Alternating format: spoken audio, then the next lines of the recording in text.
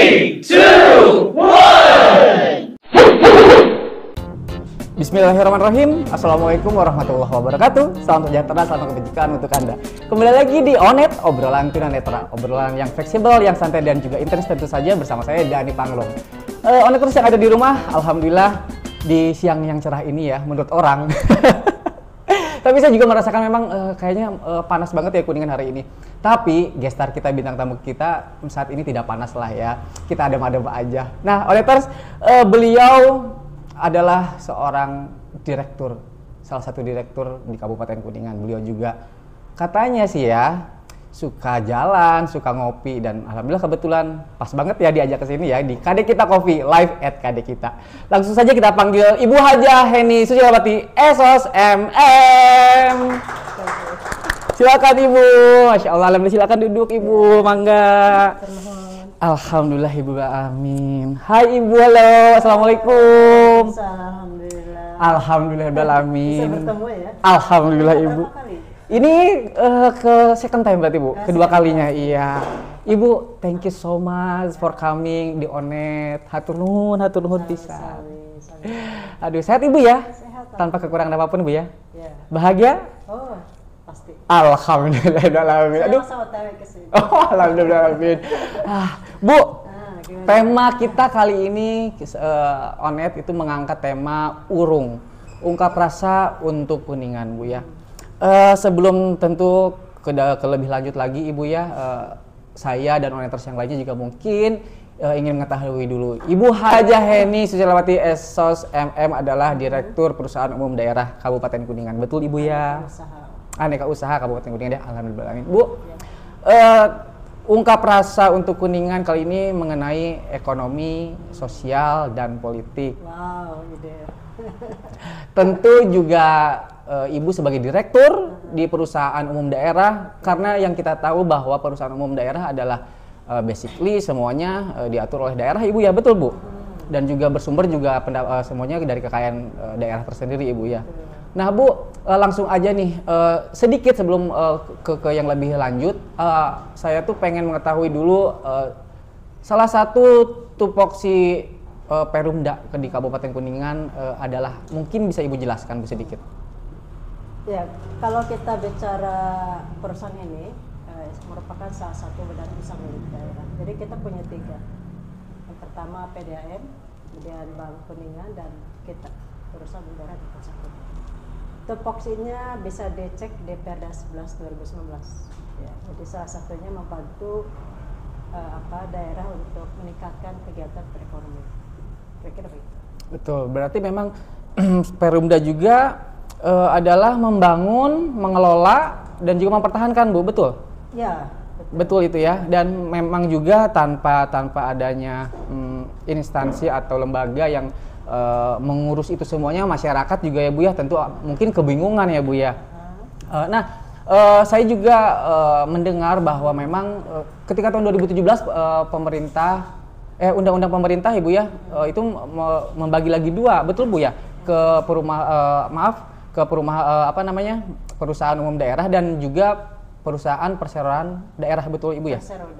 Perseroda ya. Nah, tujuannya juga kan Bu, ada yang umum, ada yang khusus. Boleh dong kita tahu tujuan umum dan khususnya gitu Bu?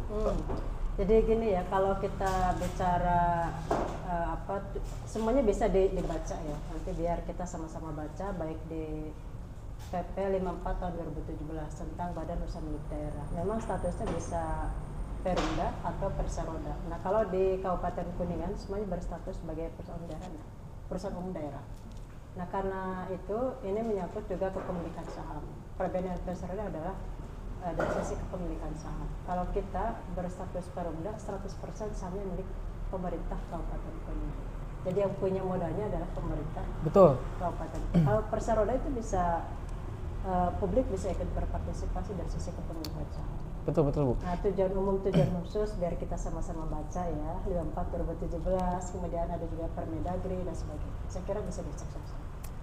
Bisa dicek ya Bu ya. Bisa dicek. Tapi kalau Onetersnya malas ngecek gimana Bu tuh? Harus ngecek. Ya, saya lebih senang mengajak kita untuk sama-sama terlibat, cari informasi, membaca, nanti kita akan dapat Betul, berarti adalah harus membaca ya Bu ya. Masyarakat juga Kabupaten Kuningan tentunya harus banyak membaca, banyak belajar ya Bu ya, agar kita masyarakat Kabupaten Kuningan itu bisa maju, betul ya Bu ya. Nah Bu, terkait dengan perekonomian dulu, saya pengen ke perekonomian, tentunya Perumda bersinergi ke dalam perekonomian di Kabupaten Kuningan. Nah, sejauh ini Ibu, langkah-langkah apa saja sih yang sudah dilakukan oleh Perumda di Kabupaten Kuningan terkait dengan perekonomian Kabupaten Kuningan? Saya bicara sejak saya bergabung ya tahun Betul. 2022, saya pelajari datanya dari data sejak berdiri sampai sebelum saya bergabung, fokusnya adalah di bisnis wisata. Kita mulai dulu sebelum Aduk Dharma di apa ya namanya sebelum dikelola oleh Jaswita, kita mulai 7. Ada Balong Cibubur, kemudian Balong Dalam, Bukar Ciberem, Cipanis, Telaga Nilem, Telaga Remis. Jadi itu yang memang sudah ajak di perusahaan. Nah Ibu, kembali lagi kepada tadi bahwa langkah-langkah konkret untuk di masyarakat gitu Ibu, sejauh ini sampai di mana?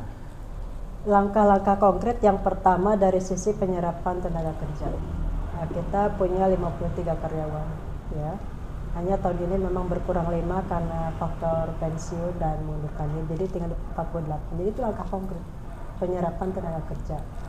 Langkah konkret berikutnya adalah objek wisata kita menjadi tempat berkegiatan mencari penghidupan dari sekitar 73 warga lebih.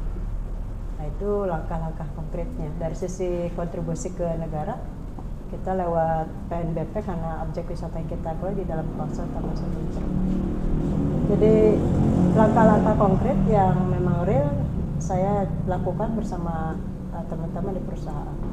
Tentu ke depan tantangan masih banyak, tapi saya selalu optimis. Ya. Di depan itu hal yang berbeda, akan beda dari kemarin. Betul Bu.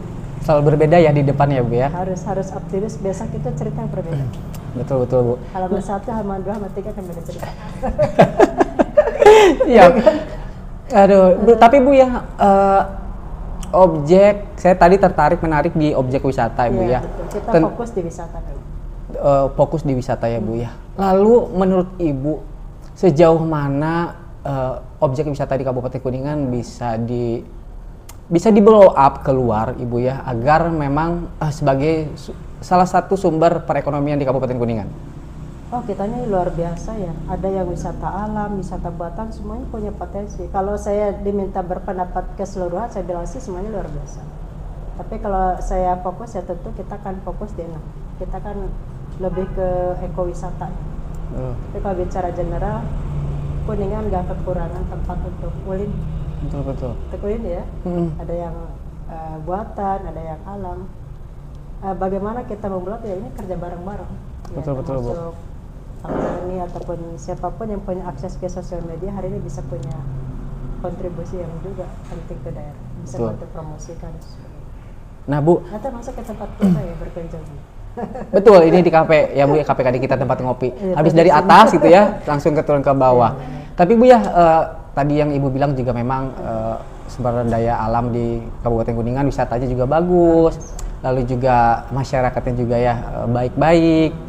Lalu ketika tidak ada sebuah promosi tentunya ya saya rasa akan menjadi tidak percuma ya Bu ya, cuman sebatas hanya stuck di situ-situ saja. Nah dari Perumda sendiri melakukan sebuah sebuah promosi keluar gitu ya, bahkan mungkin ke luar negeri, itu seperti apa Bu langkah-langkahnya? Apakah ada timnya atau seperti apa? Ya tentu kita ada tim yang memang kita tugaskan di tiap objek wisata.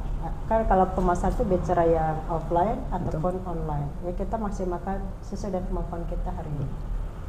Kalau kita mau memasarkan ke luar negeri ya tentu lebih cepat pakai online. Saya kira hari ini tidak terbatas itu ya, tidak hanya terbatas pasarnya kita di sini. Karena kita juga pernah dikunjungi dari turis Australia dan sebagainya.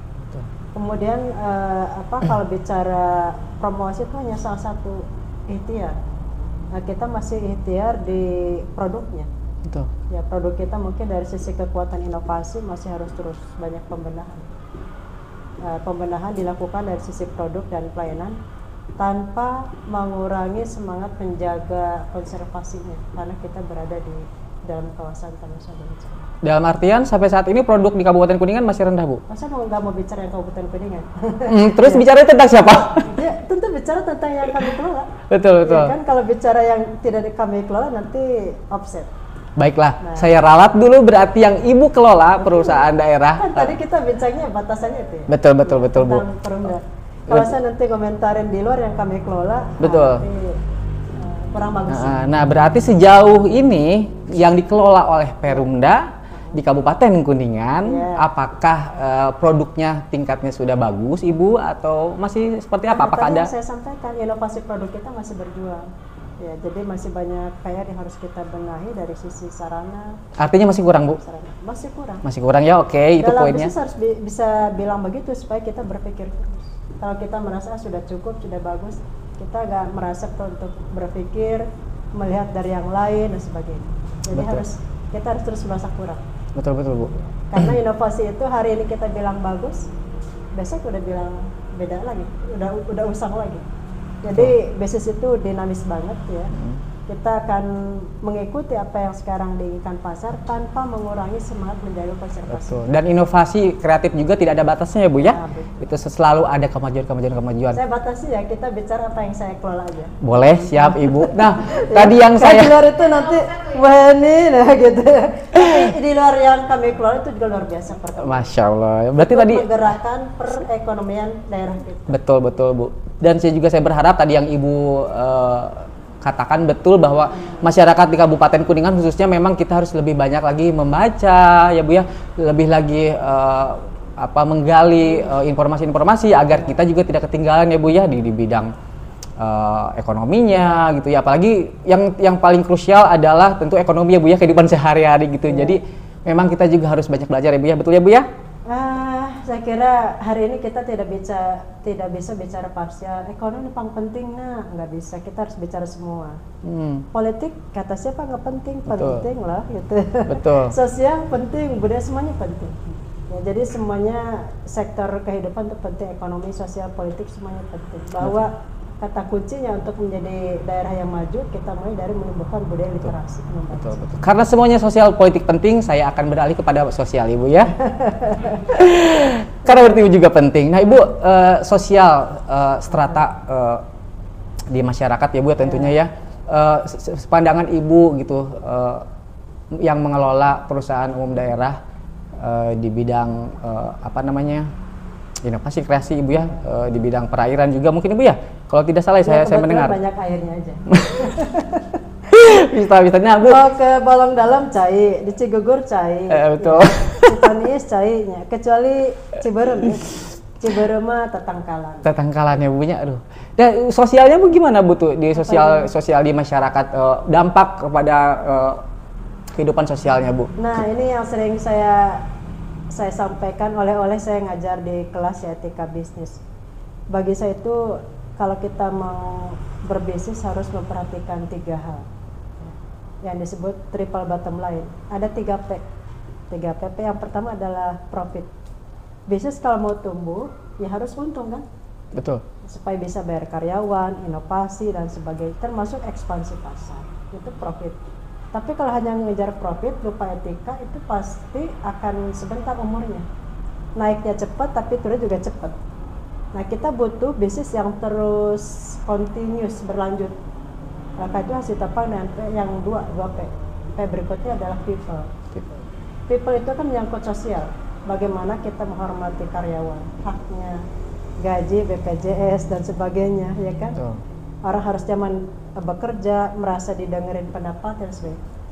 Menyangkut P juga menyangkut pemberdayaan masyarakat. Yang tadi saya sampaikan di dalam kawasan objek wisata yang kita kelola, kurang lebih ada 73 orang bergantung. 73 pelaku ekonomi, kalau dikalikan satu keluarga 4 orang, berarti kan sudah hampir 280-an orang bergantung ke kehidupan. Betul. Mau dari warung, dari apa lagi ya, wahana dan sebagainya. Itu people, ya, jadi ada karyawan, ada masyarakat setempat, ya, atau masyarakat yang lebih luas lagi termasuk konsumen. Jadi penghormatan terhadap aspek-aspek itu penting supaya bisnisnya itu berlanjut. Kalau bisnis berlanjut itu tidak hanya ngembangin setahun 2 tahun, ya, kalau bisa selama ada dunia ini ya bisnis Perumda masih jalan gitu ya. Betul, Tidak Bu. terbatas pada saat direkturnya saya, tapi ke depan terus berjalan. Tapi yang terakhir adalah planet, menjaga kelestarian lingkungan alam. Kalau kita hormati alam, jaga kebersihan, sayangi alam semesta, saya kira itu akan menopang bisnis kita bertahun-tahun ke depan. Kalau kita hanya bertumpu pada profit, banyak contoh bisnis yang meroketnya luar biasa kemudian selesai. Nah, saya sering mengajak kepada teman-teman jaga keseimbangan tiga ini: profit, people, prinsipnya dalam bisnis itu. Jadi semuanya kepegang ya. Bisnisnya dapat, masyarakatnya dapat, alamnya juga Amin. seimbang. Tapi Bu, teori tersebut menurut Ibu mudah diaplikasikan tidak Bu di masyarakat? Oh, namanya penerapan teori kan banyak dinamikanya. Ya, kayak managing people. Tuh. Teorinya banyak, SDM mau pakai teori siapapun, leadership banyak. Penerapannya, nah itu butuh leadership yang kuat, strong leadership. Karena persoalan dalam bisnis itu dari waktu ke waktu pasti beda. Di hari yang sama saya bisa menghadapi beberapa persoalan. Hari yang beda bisa beda lagi. Jadi tiap hari saya harus menyiapkan mental bahwa besok pasti akan beda lagi ceritanya. Nah, di posisi leader saya harus aware dengan potensi itu dan harus menyiapkan berbagai skema atau skema untuk memecahkan masalah. Jadi kalau dibilang gampang nggak? Ya kalau gampang mah saya kira Tergantung. nggak butuh leadership yang kuat ya. Karena dari teori ke praktek itu kan butuh leadership. Betul. Kalau nggak punya leadership yang kuat, apapun yang kita jadikan kebijakan di perusahaan nggak akan ikut. Tapi itu kan harus based on penghormatan terhadap karyawan. Betul. Mudah-mudahan ya Bu ya, ketika kehidupan sosial kita pengen berjalan dengan baik ya itu ya tadi yang Ibu sampaikan, betul, saya exactly setuju banget Ibu bahwa memang ketika pemimpinnya baik, berattitude, punya etika, lalu juga masyarakatnya tadi mengetahui yang 3P itu Ibu ya, mudah-mudahan berjalan dengan baik ya Bu ya, gitu, karena harus saling bersinergi Ibu ya. Tentunya juga terlepas dari kehidupan sosial juga bisa bercabang lagi Bu ya, bisa bersub-sub gitu ya, kalau sampai ke bawah gitu ya. Tapi saya akan tahan dulu itu karena juga hal yang terpenting adalah juga keterkaitan antara Perumda dengan kepada politik Ibu ya. Saya tentu saja kenapa? Perumda dan politik ada hubungannya? Enggak, ini saya pengen bertanya. Gitu. pengen bertanya. Saya oneters yang ada di rumah, Ibu pengen bertanya. Apakah perusahaan umum daerah tersendiri gitu ya? Ada sinergitasnya kepada sebuah politik gitu Bu? Dalam hal ini tentu politik bukan hanya sebatas pemilihan bupati wakil bupati ya Bu ya, gitu. Yang jelas gini, yang namanya BUMN atau BUMN itu ada di dalam circle politik, itu jelas. Lahirnya aja dari undang-undang Pemda. Betul. Nanti bisa dibaca ya pasal berapa tuh. Jadi jelas ada di circle politik. Lahir dari undang-undang Pemda yang di dalamnya ada bupati, wakil bupati dan legislatif. Ya kan? Kemudian strukturnya juga termasuk di kami. Ya, kuasa pemilik modal adalah ex officio bupati. Betul. Kemudian komisarisnya ya atau dewan pengawas dari unsur pemerintahan juga, itu jelas circle-nya. Tapi meskipun ada dalam circle politik, yang namanya perusahaan harus dikelola dan prinsip good corporate governance, tata kelola perusahaan yang baik. Prinsip-prinsipnya meliputi transparansi, akuntabilitas, fairness dan sebagainya. Sisanya bisa kita baca bareng-bareng. Biar fair juga untuk membaca. Betul. Jadi kalau bisnis meskipun ada dalam circle pemerintahan, kalau dikelola dengan prinsip-prinsip tadi, insya Allah profesional. Jadi jangan terlalu kuat dominasi politiknya, sementara tujuan sebagai entitas bisnisnya dilupakan. Ya, jadi prinsip tadi itu akan menjembatani bagaimana sebuah BUMN dikelola secara profesional. Betul. Dalam artian walaupun Perumda ada dalam circle pemerintahan bukan berarti bisa diintimidasi Ibu ya. Betul? Aman. Alhamdulillah ini Bu ya. Apalagi sampai Kalau ada apalagi ada transaction under table ini. Waduh, itu bahaya Bu ya. makanya harus pakai prinsip bisnisnya. Betul. Good corporate governance. Dan saya juga berharap semua pemimpin itu seperti Ibu ini, Bu. Ya semoga saya juga. Mudah-mudahan karena terus aja on terus ya. Ini kalau kalian di rumah gitu bisa merasakan, saya duduk bersama dampingan dengan Ibu ini, auranya itu Ibu tuh humble gitu ya Bu, easy going, pokoknya enakeun Ibu lah pokoknya mah. Ibu Kayak pisang goreng ya. oh saya sampai lupa Ibu mangga mau minum dulu, saya juga mau minum. Aduh, bismillahirrahmanirrahim. Masya Allah, maaf Ibu ya, saking enaknya ngobrol Bu. Santai. Bismillahirrahmanirrahim.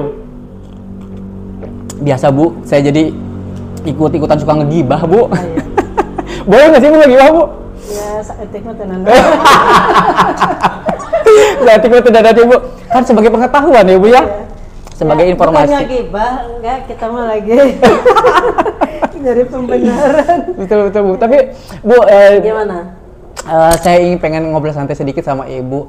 Tapi Bu, tapi benar Bu, Ibu belum pernah mendapatkan sebuah intimidasi dari siapapun gitu? Aman. 2 Aman. tahun saya alhamdulillah. Ibu tuh maaf dari tahun 2022 ya? 28 Juli Betul? 2022 almarhum. Betul. Ya semoga Allah memberikan ampunan kasih sayang untuk almarhum Bapak Haji Aceh. Amin. Karena beliau yang memberikan amanah ya. Jadi beliau memberikan amanah tahun 2022. Jadi tahun ini berarti ulang tahun. Oh, ulang tahun ya? 28 Juli saya ulang tahun. Masya Ulang Allah. tahun 2 tahun di Perumdan ya kalau saya ingat. Happy apa ya? Happy birthday atau happy apa ya? Bisa bingung. Apa ya? Gitu. Kalau ditanya ada nggak intimidasi, saya bilang sih aman. Ya saya dengan circle legislatif ya orang-orangnya kita kenal. Ya, karena di BUMD itu nggak bisa hanya punya pengalaman pernah jadi direktur apa dan sebagainya. Nggak cukup. Penting tapi itu nggak cukup. Karena yang kita hadapi adalah circle politik. Betul. Bagaimana kita menghadapi teman-teman di Komisi 2 DPRD Kabupaten Kuningan, menghadapi media massa, Betul. cetak, elektronik, online, menghadapi NGO atau LSM, menghadapi segala macam. Kalau kita nggak punya ketahanan mental, wassalam. Oleh karena itu, circle politik ini harus kita pahami stakeholdernya siapa, kepentingannya apa, dan yang penting kita kerja on the track. Betul. Kalau kita kerjanya nggak on the track, pasti saya banyak intimidasi dari awal. So far, alhamdulillah Allah berikan kelancaran, kemudahan. Amin. Karena saya juga dikelilingi oleh teman-teman di kantor, di unit bisnis yang juga sama-sama punya Prinsip tadi ya? Ya, Yang sama-sama punya prinsip tadi? punya prinsip, punya niatan. Saya kira ya mudah-mudahan sih semuanya lancar. Amin ya, mudah-mudahan sampai nanti Ibu ya. Sampai nanti. Kalau Ibu bisa terpilih lagi nggak sih nanti periode berikutnya? Ya, bergantung. Atau saya yang memilih yang berikutnya. Aduh, karena Ibu ya terus terang aja. Saya mau jadi direktur, jadi KPM. mending jadi apa Bu tuh? Kan kalau KPM tuh bupati kan. Betul. Saya mau jadi direktur lagi atau saya mau jadi KPM-nya? Nah, kita nanti kita survei saja Bu ya. Survei. Survei. Aduh. Tapi Bu ya, saya juga jadi mengingatkan saya tentang survei Bu. Survei. Ada survei gitu ya. Ngomong siapa yang punya gitu ya? Ada survei gitu ya Bu. Ini tentunya juga berdampak kepada ekonomi ya Bu ya. Ada survei karena katanya Kabupaten Kuningan itu menyetujui adanya money politik ya Bu ya. Itu kenapa Bu?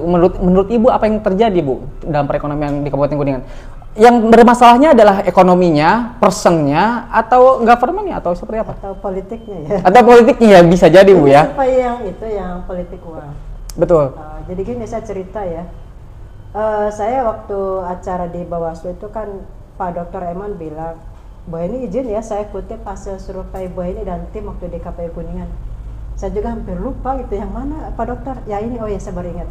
Jadi 2016 Indonesia kita diminta untuk melakukan riset oleh KPU Republik Indonesia. Waktu itu saya sebagai ketua KPU Kabupaten Kuningan 2013-2018. Se-Indonesia klaster risetnya beda-beda. Nah kita diminta melakukan riset dengan tema voluntarisme dalam politik atau kesukarelaan. Nah itu saya ingat banget ya karena saya yang nyari bahan dari Google ya pasti ya gampang ya. Ya, saya Betul, pelajari betul. riset-riset tentang itu, tentang volunteerisme dalam politik. Ya salah satu yang kita teliti adalah bagaimana permisivitas warga terhadap politik uang. Ini kan untuk mengukur apakah warga itu ketika ke TPS benar-benar sukarela atau because of money, misalnya gitu ya. Betul, Bu. Tapi saya harus sampaikan bahwa riset waktu itu tidak bisa kita anggap mencerminkan, menggambarkan kecenderungan perilaku se-Kabupaten Kuningan. Karena kalau kita riset itu kan populasi atau samplingnya kan harus ketat. Waktu itu kita hanya membatasi sampling di kuota sampling sekitar 100. 100 dari 1,2 juta penduduk pasti tidak menggambarkan. Kalau 100 iya, Bu. Iya kan? Tapi kalau dari 1,2 juta penduduk kita batasi usianya berapa tahun sebagai sampelnya. Kemudian pakai teknik sampling yang random sampling dengan teknik tertentu itu mungkin bisa mendekati. Tapi ini bisa dikonfirmasi apakah hasil riset kita 2016 itu sama seperti yang kita temukan fenomena di masyarakat, bisa jadi sama kan? Betul. Ya kan, mungkin malah naik saya bilang. Betul. Ya. Itu yang ingin saya sampaikan. Ada nggak sih hubungannya antara perilaku di politik dengan ekonomi kita? Pasti ada. Ya. Jadi kalau kita mau bicara pemilu ya, pemilu itu kan jembatan wasilah media untuk mencapai kehidupan ekonomi yang lebih baik. Betul. Lewat apa? Lewat sirkulasi pemimpinnya. Pemimpin yang punya visi yang kuat terhadap sektor ekonomi, terhadap berbagai potensi yang dimiliki daerah kita, yang dipilih oleh masyarakat di TPS lewat pilkada ataupun pemilu, itu akan menjadi salah satu instrumen melahirkan kehidupan yang lebih baik. Betul. Ya. Ini gampang diceritakan namanya ya. Betul. Ingetin saya kalau terlalu ini. Nggak apa-apa, Bu. Ya. Jadi Ini sebagai pengetahuan untuk kita, Bu. ya, kan, jadi pemilu itu bisa berdampak positif kalau kita memilih juga pemimpin yang memang bisa memecahkan masalah di masyarakat. Betul, Tapi betul. kalau masyarakat memilihnya tidak based on visi dan misinya, tapi berdasarkan hal yang sama yang terjadi di masyarakat, ya kita berharap apa 5 tahun ke depan? Iya, betul, Bu. Ya kan kita harus mikirnya jangka panjang, bukan hari ini, tapi jangka panjang kita mau apa dari kita. Betul, betul. Saya setuju banget, Ibu, dengan Ibu. Dan menurut Ibu juga, ketika masyarakat tentu saja begini, Bu. Saya juga ada beberapa survei, Ibu, ya. Bukan beberapa, maksud saya satu survei. Ketika menanyakan pemimpin sedikit ini ya, pemimpin Kabupaten Kuningan, mereka belum punya figur gitu ya, Bu, ya. Belum punya favorit figur. Mereka tuh masih siapa sih? Mungkin tandanya nanti figur. Masya Allah. Amin, mudah-mudahan. Dalam politik kamu bisa ada ya. Apa? Dalam politik apapun bisa. Betul, bisa terjadi ya, Bu, ya. Masya Allah. Tapi betul, Bu, memang menurut saya ya, Bu, apakah Ibu sependapat Kuningan ini kekurangan sosok figur, Bu? Figur pemimpin gitu. Enggak, bisa. Menurut Ibu tidak setuju? Ya parameternya banyak pasang baligo itu kompetisi banyak ya. Kalau nggak ada yang pasang baligo berarti nggak ada yang mau ya. Nah kalau banyak yang pasang baligo ada berapa ya kan? Ada 5, 6, 7, 8, 9, 10. Betul. Ya, kalau ada yang pasang baligo berarti kita nggak kekurangan figur. Kalau melihat dari baligo betul, Bu, tapi ketika kepada kenyataannya gitu, menurut Ibu sendiri apakah Kuningan ini kekurangan seorang figur yang semestinya hanya baligo itu bukan ada pada saat-saat ini ya, Bu, ya, tentu ya gitu. Dan menurut Ibu juga menjadi seorang leader yang baik itu harus seperti apa? Sedikit aja, Ibu. Saya bilang gini ya, baligo itu menjadi indikator bahwa kita tidak kekurangan figur. Ada yang bersedia mewakafkan, yang siap bersedia mewakafkan waktu, tenaga, pikirannya untuk daerah kita 5 tahun ke depan. Dari 1,2 juta penduduk ada 5 atau lebih figur yang berani memasang baligonya, berarti bagus. Kontestasi pilkada kita direspon positif. Bayangkan kalau pilkada nggak ada yang mau nyalon, ya Betul. gimana dong kalau nggak ada yang mau nyalon? Ya, kalau ada yang mau pasang baligo, berkenalan dan sebagainya, itu bagus. Nah sekarang daerah kita, warga kita maunya yang seperti apa? Betul. Maunya seperti apa bisa jadi antar warga akan beda sudut pandangnya. Saya menyampaikan kalau kita mau 5 tahun ke depan ada hal yang berubah dari daerah kita, pelajari visi misinya. Saya yakin nanti disurvei aja ya, berapa yang mau baca visi misi calon. Betul. kadang-kadang orang nu penting mah abdi mah resep ka pacece gitunya. Pacece dan teh ayu misal pasanganna gitunya. Visi misi mah doka dibaca doka henteu gitunya. Ya. Nah, kita butuh pemilih yang berangkat dari pemahaman isu. Tapi kan yang seperti ini mungkin minoritas juga jumlahnya ya. Ada yang mungkin lebih urang mah da resep ka figurna etan mah kumaha bapak ibu ya gitunya. Ada seperti itu. Tapi hari ini mari lewat podcast ini kita tumbuhkan masyarakat yang mau baca, masyarakat yang mau sadar tentang masalah yang dihadapi oleh daerah kita, masyarakat yang membutuhkan pemecahan masalah ke depan. Karena bukan hanya bicara 5 tahun ke depan, Indonesia punya agenda penting 2030 ya, 2045 Indonesia emas. Daerah kita tak siap ke acan. Indonesia juga akan termasuk daerah kita menghadapi bonus demografi. Kita udah siap atau belum? Banyak kan agenda-agendanya yang kita sama-sama harus berangkat dari sana. Butuh banyak komunitas-komunitas yang menyadarkan agenda-agenda ke depan. Amin. Sehingga nanti di TPS itu tidak hanya bicara karena tadi ya pemberian dan sebagainya, tapi kita bicara pemilih yang benar-benar dengan kesadarannya memilih untuk masa depan daerah kita. Betul. Hari ini Indonesia kuning seperti ini. Coba orang bayangkan 10 tahun atau sampai 2045 ke depan itu akan bagaimana daerah kita. Betul. Jumlah penduduknya, layanan air bersihnya, wisata, pertanian. Dengan hari ini ya kita berimajinasi dan Betul Bu. supaya nanti kita di TPS itu kita butuhnya seperti ini. Betul. Berarti dalam artian memang tanya figur ideal, nanya keluarga aja. Ya, tapi sedikit dong Bu, menurut Ibu seorang, karena Ibu juga kan pemimpin Ibu ya. Ibu sedang belajar, tapi sudah mempunyai beberapa karakter seorang pemimpin Bu. Menurut saya, tapi menurut Ibu karakter seorang pemimpin yang seharusnya memang ada itu apa Bu? Untuk konteks daerah. Untuk seorang pemimpin Bu, untuk seorang pemimpin ya.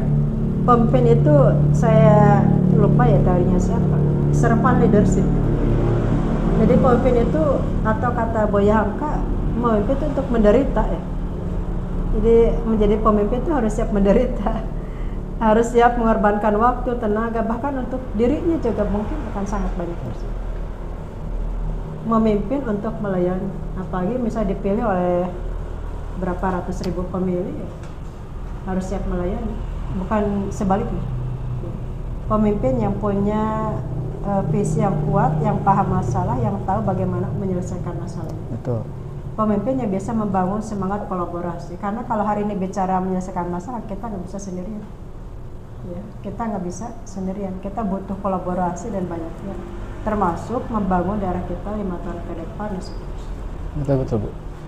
Jadi yang tadi saya kutip berarti memang seorang pemimpin pada intinya adalah harus punya hati juga, harus pemikirannya juga Ibu ya, harus bersinergi Ibu. Iya mah, ulah pikiran ke mana, hati ke mana gitu ya Bu ya, nggak boleh kalau gitu ya Bu ya. Jangan ya. Satu jiwa, satu Betul Bu. Aduh Bu, sebelum saya menutup, sebenarnya saya masih pengen banyak ngobrol sama Ibu. Selesai. udah selesai Bu, mau hampir selesai karena. Saya nanya sekarang ya. Jangan Bu, jangan tanya-tanya ke saya. Jangan tanya-tanya ke saya. Bu, sebelum kita menutup acara ini gitu, aku pengen kok jadi aku serasa jadi teman Bu, maaf. Aduh, ngapunten. Santai. Saya pengen mendengarkan closing statement dari Ibu gitu Bu, untuk masyarakat Kabupaten Kuningan. Untuk warga Kabupaten Kuningan dimanapun berada yang sekarang menyimak, mari sama-sama kita berperan untuk daerah kita. Sekecil apapun tindakan kita, sesederhana apapun langkah-langkah kita, kalau kita lakukan dengan sungguh-sungguh, apalagi berkolaborasi, pasti banyak dampak positifnya baik untuk ekonomi, sosial, politik, budaya. Terima kasih. Assalamualaikum warahmatullahi wabarakatuh. Waalaikumsalam warahmatullahi wabarakatuh. Aduh, belum closing Bu. Udah closing ya? Belum closing. Belum closing gitu, sambil closing gitu. Aduh, jadi dia Onetos yang ada di rumah, terus terang aja ini saya seru ngobrol-ngobrol sama seorang direktur gitu Ibu. Masya Allah, ini sebuah kehormatan untuk saya Bu ya. Terima kasih sudah mau mampir ke obrolan tunanetra Bu yang ya ala kadarnya seperti ini. Mohon maaf gitu. Nah, Oneters yang ada di rumah bahwa saya tekankan sekali lagi, Perumda walaupun bersirkel, saya ulangi, walaupun Perumda circle-nya gitu ya, ada dalam pemerintahan atau apapun itu ya, tetap Perumda punya prinsip, Perumda punya etika, punya attitude, dan juga insya Allah mudah-mudahan kepemimpinan Bu Hajah Heni semuanya aman Ibu ya di Perumda ya Bu ya. Aman ya, amin, mudah-mudahan Bu. Amin. Mudah-mudahan salam Ibu, salam sama seluruh karyawan Ibu di Perumda dari Dani Panglong gitu Bu. Mudah-mudahan nanti saya bisa dipanggil ke sana. Pokoknya Oneters yang ada di rumah, ketika kita membicarakan seorang manusia gitu, manusia semuanya punya keterbatasan. Namun keterbatasan bukan berarti penghalang kita tidak bisa berguna, bermanfaat untuk orang banyak. Maka bergunalah, bermanfaatlah walaupun kita tidak jadi pejabat. Sampai ketemu lagi di obrolan tunanetra berikutnya. Wassalamualaikum warahmatullahi wabarakatuh.